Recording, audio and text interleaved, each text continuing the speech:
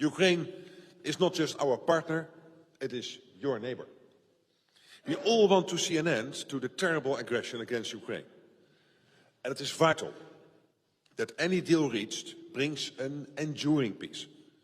That Russia will never again try to take one more square kilometer of Ukrainian land.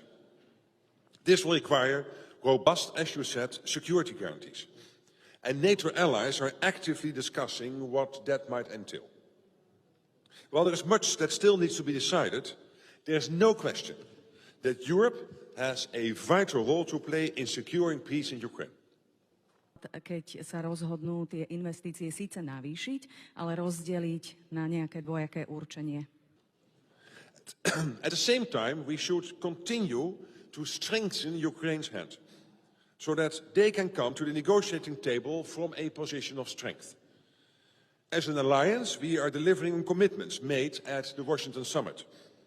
We have surpassed our financial pledge, providing more than 50 billion euros of security assistance in the past year. Pán prezident, vy ste včera kritizovali pána prezidenta Macrona za to, že Slovensko nedostalo pozvánku ani na jeden z tých... Then, of course, we have to decide on the next target. And we will do that in the The Hague NATO summit, and the president will be there. But we will not do it like in 2014 by saying, okay, let's get to a number. We will base it now on a process within NATO, the capability targeting process, which will deliver the gaps between where we are and where we should be. And when you look at those gaps now emerging, but we are not there yet, we are still finalizing all the work, then it is clear that 2% is not enough, that it will be much more. I think it will be considerably more than 3% at least. We'll see where we get to. And then, of course, we also need to decide on a time path.